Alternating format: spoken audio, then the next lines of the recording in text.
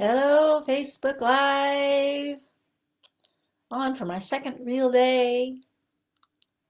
So, I am going to talk more about food and eating today. And if any of you come on and have questions, I will happily address your questions. I have a couple of questions that people asked yesterday, and I want to get to those. But first, I want to talk about stress and eating. This was a topic that was my video blog topic that got posted over the weekend and emails got sent out on Monday. And seeing people talk about having gained weight in a Facebook group was what had me decide to start this Facebook Live on this topic. And then I was in my Bring networking group and people were talking again about gaining weight during this stressful time. And so I want to talk a little bit about stress and eating and what I see in doing biofield tuning with people associated with their digestion, which I attribute to stress. So when doing biofield tuning, I am working with sound in the energy field, right? So it's like using tuning forks to help people be able to be healthy. And when I am doing biofield tuning, there are a lot of places in the body where I see the impacts of stress and the stress that people are experiencing. So one common place where I see the energy being stuck or chaotic or moving all over the place and not really being organized is in people's abdomen, so the digestion area. So it's like that means to me that people's digestion is being affected by the stress that they are experiencing. So I'm going to talk a little bit about what happens when we have stress and why it affects the digestion. So when I am stressed, my body's endocrine system, the hormone regulating system, makes more of hormones that are associated with stress. Stress hormones are called. So cortisol is one of those. So those hormones are designed to make it so that when I am in danger, when an animal is chasing me and I'm afraid that I'm going to get eaten on an instinctive animal level, right? I need to be able to fight or flight. I need to be able to protect myself or run away, to defend myself against that animal or to get away from the animal so that the animal doesn't eat me, right? And this is a natural, necessary response for our bodies to have. Okay, but if I am an animal and another animal is chasing me, it doesn't matter if my immune system is working. It doesn't matter if I am digesting my food. It doesn't matter if I'm healing myself, because if that bear eats me in the next 10 minutes or an hour, right? Who cares what my digestion's been doing, right? So it's like when cortisol is running because of the fight or flight system, right, in response to danger, one thing that happens is digestion shuts down, healing shuts down, and actually brain function shuts down a little bit too.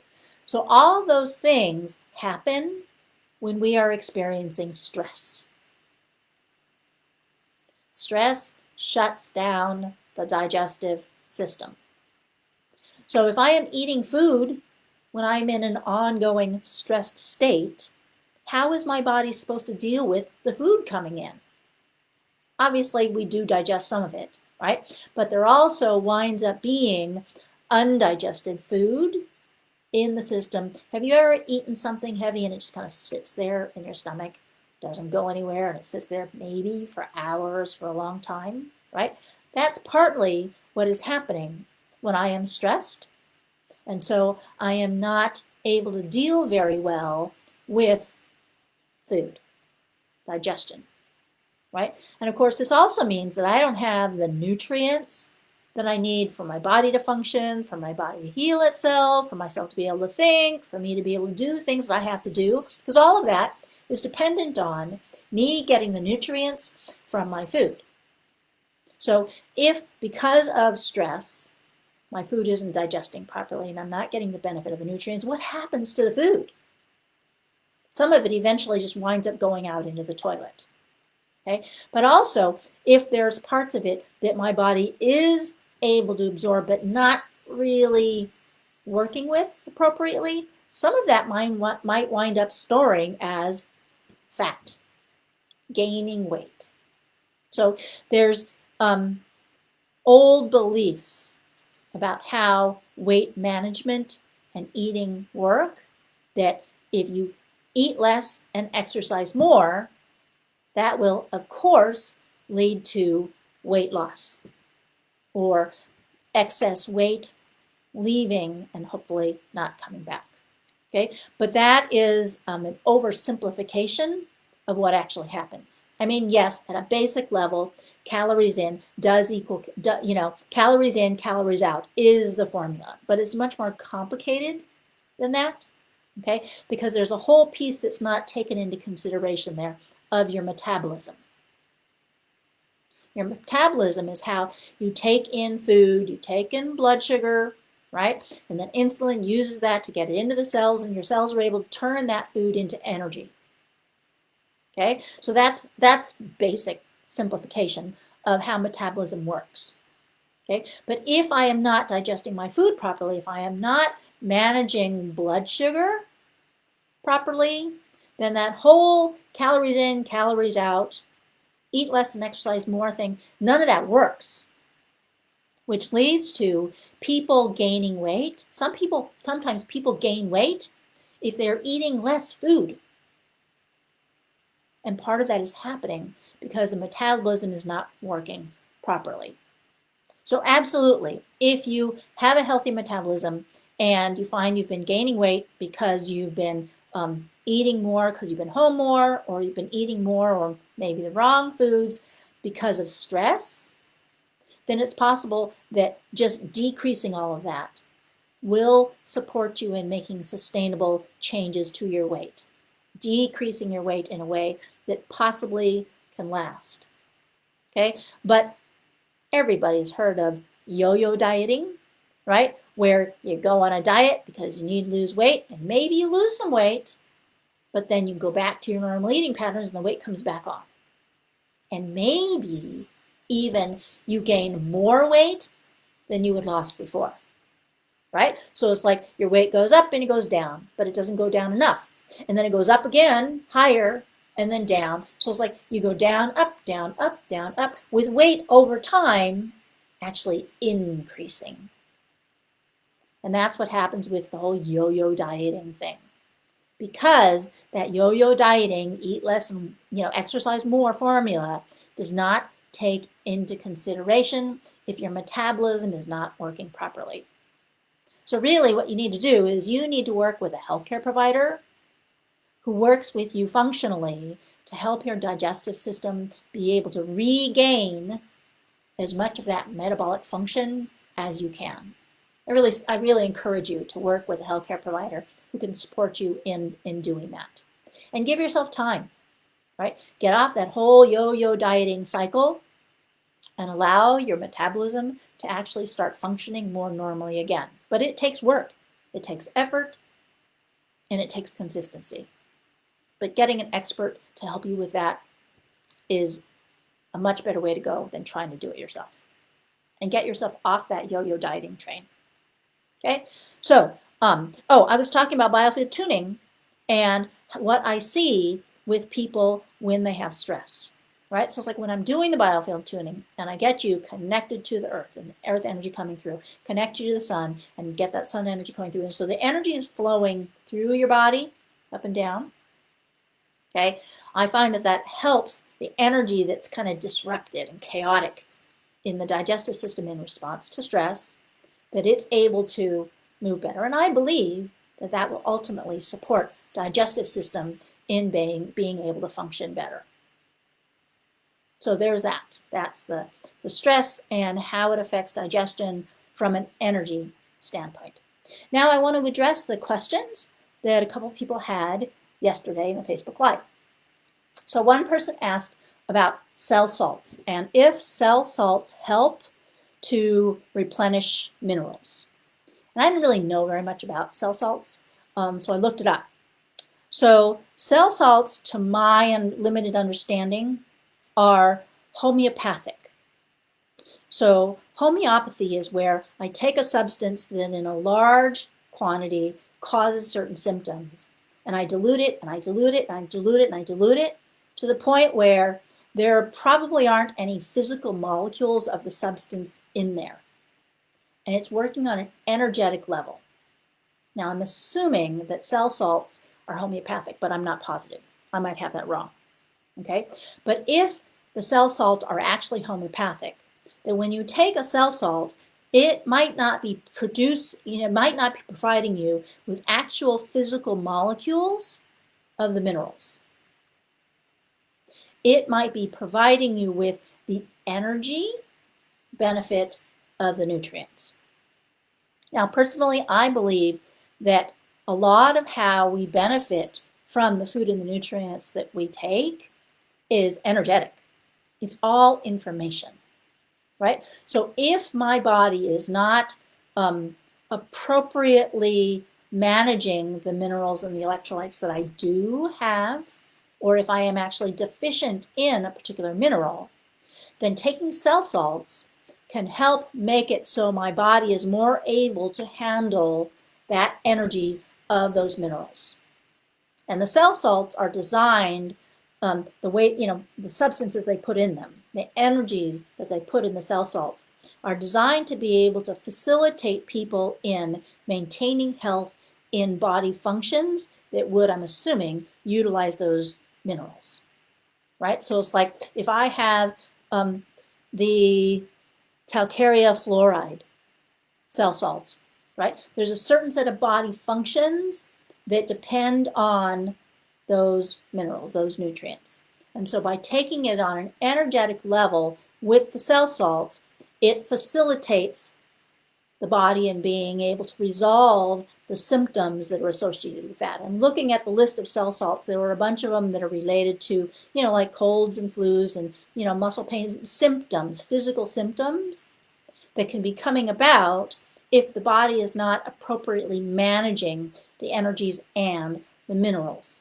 Okay, and by taking the cell salts, my understanding is that if you take in those minerals, then your body would be more readily able to absorb and utilize those nutrients. But that just taking the cell salts is supposed to alleviate the symptoms that they are designated for, similarly to homeopathics. So I don't know that taking cell salts will themselves actually provide much minerals, but it will assist your body in having the energies functioning of the minerals and might help your body to utilize whatever minerals you consume. Because sometimes when we consume minerals, our bodies aren't able to use them, and so they wind up just being excreted. So the cell salts might help with that, but I don't believe that they're actually going to provide minerals themselves. Okay, so that's the cell salts question. The other question that somebody asked yesterday was about apple cider vinegar. Apple cider vinegar has been known to be beneficial for a wide variety of health support for many, many years. I mean, this is a folk remedy that people have been using forever, taking apple cider vinegar for health. And some people take apple cider vinegar every morning with water. I was doing that at one point, and it just got to be more than I could deal with in addition to everything else. Okay, but apple cider vinegar is known to support health in a whole variety of different ways.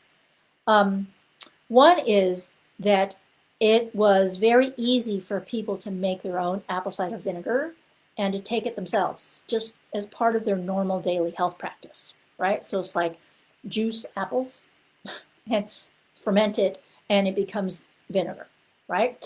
So it's antimicrobial because it's a mild acid, and so that's beneficial for a wide variety of things, including for skin and for hair. Plus, if you have skin health and hair health, it's known for helping with that. If you have microbial imbalances in your body, then taking apple cider vinegar might support your body in reestablishing that microbial balance. Another thing that apple cider vinegar helps with is digestion. and supporting the production by the body of hydrochloric acid for digesting your food. So taking apple cider vinegar before meals would support that. I would say for the antimicrobial effect, taking it in the morning would probably help with that. Taking it anytime would probably help with that. By the way, you can also use apple cider vinegar in your food, of course, as an ingredient in your food. But normally when I think of supplementing with apple cider vinegar, I would think of taking it supplementally, meaning not as part of a meal. Okay. Another thing that apple cider vinegar is known to do is to help the body to be able to manage blood sugar. And like I was talking about earlier, when it comes to how stress can affect the metabolism and how metabolic function is a really big factor when it comes to weight management. Okay, so it's like if people have issues with weight management, that might be a reason to start consistently taking apple cider vinegar supplementally.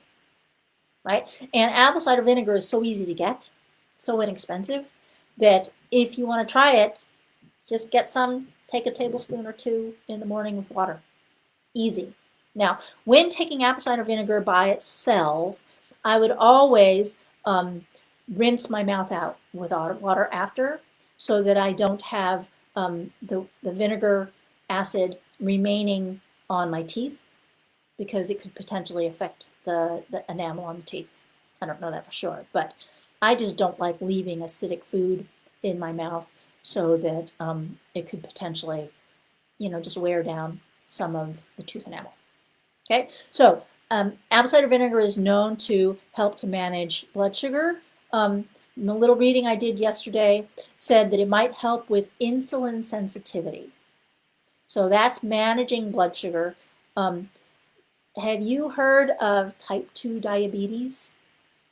Right? Type 2 diabetes is where your body is still making insulin, right? So it's like type 1 diabetes is where the body is no longer, the pancreas of the body is not able to make insulin. And insulin is what your body uses to get the blood sugar from the bloodstream into the cells so that the cells can use it. So we need insulin, right? But if my pancreas is not making insulin, that's type 1 diabetes, and I have to take insulin to be able to deal with the food that I eat. Okay? But most people are not type 1 diabetic. But there is an epidemic of people who are type 2 diabetic. Type 2 diabetic is where your pancreas is still making insulin, but your body's ability to utilize the insulin to get the blood sugar from the blood into the cells, that's been compromised.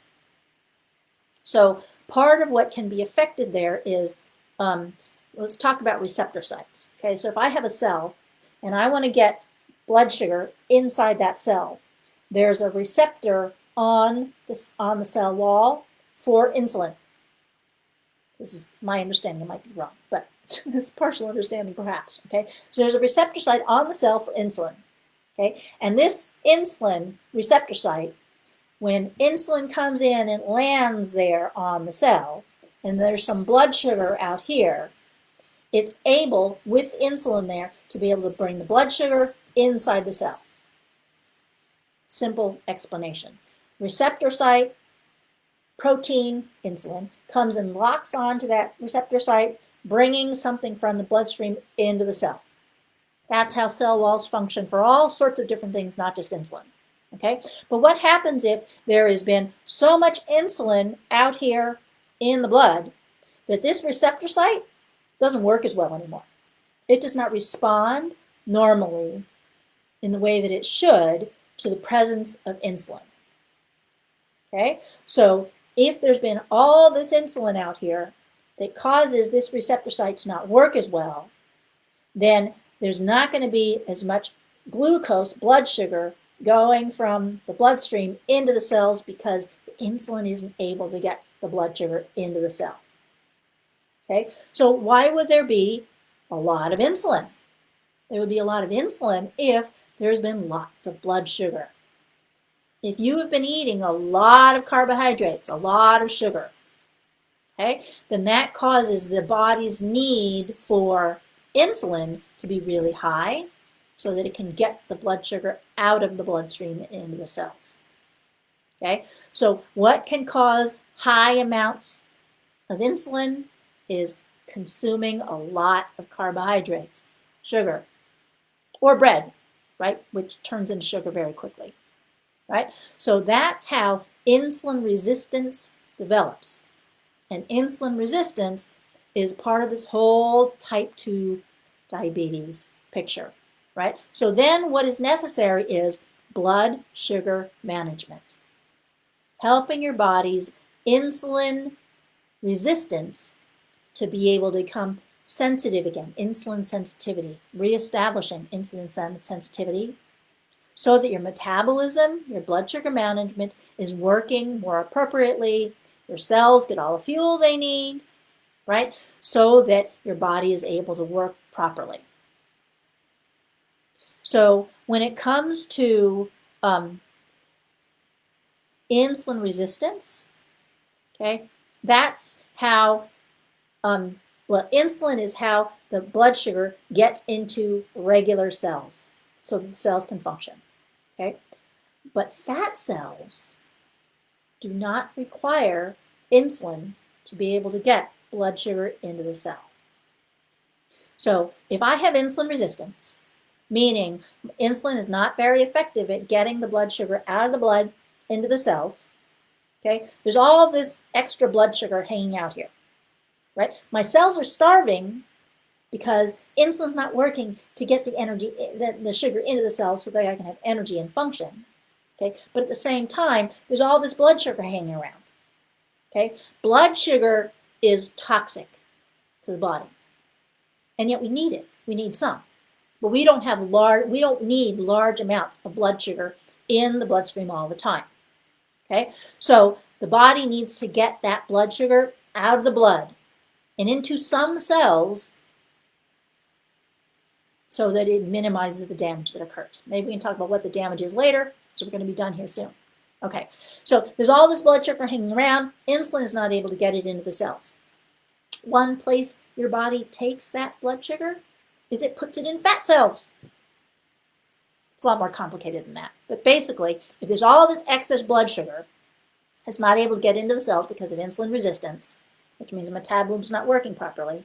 One place your body puts it is into fat cells, getting fat, more fat, right? So that's part of what happens with this whole weight gain picture. So as long as the metabolism is not working properly, weight loss is hard to accomplish and be sustainable. For it to become sustainable, you need to get the metabolism working properly again. Again, working with a healthcare provider to help you to be able to do that. Okay, so that is Facebook Live for me today. I hope you enjoy watching this and post questions for me so I can know what you guys want me to talk about tomorrow. Thank you very much. This is Sandra Lee with miracleinspirations.com. Have a wonderful day. Stay tuned. Stay well.